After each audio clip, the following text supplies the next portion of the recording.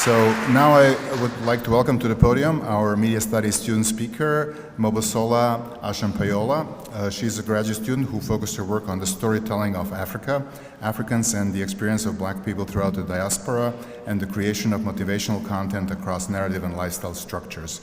She's the founder of beauty, fashion, and media brand, which is called Touch of a Queen, and as part of her final work in the program, she will be launching Touch of a Queen TV, whose first series will be A Word with Mobosinuola. In addition to launching the web series for this summer, Mobosola will relaunch her blog and continue script writing. So please welcome Mobosola.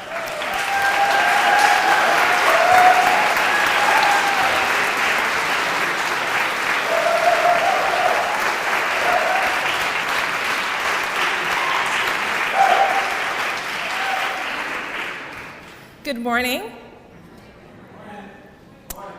I am the child of two Nigerian immigrants.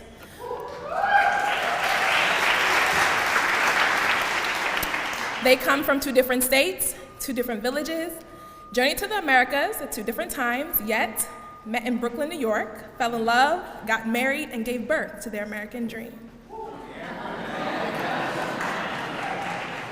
In a time in the United States where the word and the term immigrant is constantly used to stoke fear and otherism, insinuating who has access to the American dream and who is actually positively contributing to it, I feel compelled to stand up here today and dispel all negative narratives simply by being.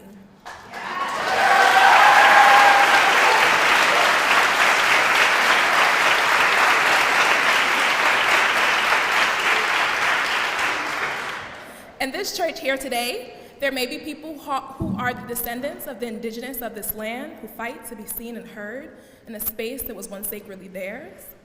Others may be the descendants of slaves whose blood, sweat, tears, and lack of freedom watered the soil with which the United States grew from. And the rest of us, at some time or another, are on the spectrum of foreigners who wrapped up their prayers and their hopes and their dreams and their goals to come and sow seeds in a new land and build a legacy. Yet, despite our histories, here we all are here today celebrating an achievement that way too many people do not get the privilege of celebrating. And what a blessing that is. I want to challenge you to honor that by remembering that your voice is important, by remembering that your presence is necessary to the conversation, whether you are speaking or you are listening. Because without you, a family is overlooked, a people is unrepresented, and the opportunity for exchange that births enlightenment is missed. And what a great disservice that is. When I was program hunting, I came across a claim that the new school is one of the most diverse universities in the United States, and I was very skeptical.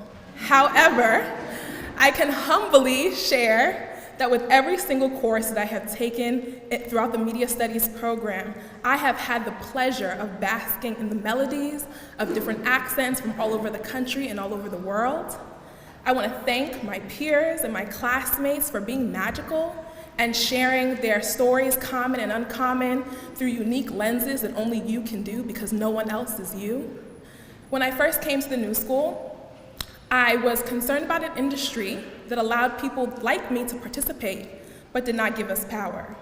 And I wanted to find out how I could proceed in empowering the diversification of the narrative of the Black woman, tell African stories authentically, and create powerful, thought-provoking, life-changing content that expanded minds and educated people. However, I am further inspired by my class and all the work that I have witnessed, because additionally, I'm interested in providing spaces and opportunities for stories that are told so well, but only in corners like whispers, that deserve a spotlight. And I want to thank my class for that, because I always say that when you've dreamt your biggest dream, dream bigger. And you all have given me permission to do that.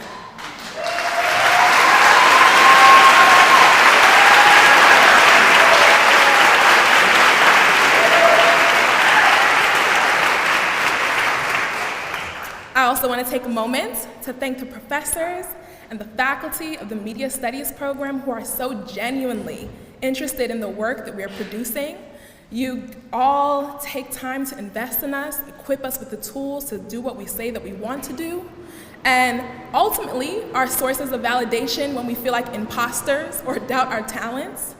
And so I thank you for that. I want to thank my parents, who have not always been able to interpretate my creative babble, but never, ever denied or did not believe in my ability to excel. In my culture, when people want to greet you after they say something, after you're doing hard work, or they want to acknowledge that they see you and say, well done, they say, akuisha. So, to the class of 2019, to the fellow future bosses, media makers, producers, storytellers, gatekeepers, forces behind the scenes and in front of the screens, I want to say I look forward to telling people that I know you. And if I had not had the pleasure of crossing paths with you yet, I look forward to telling people that I graduated with you. Go forth, be great, unapologetically in whatever your journey is, whatever that means to you. Congratulations and akuisha.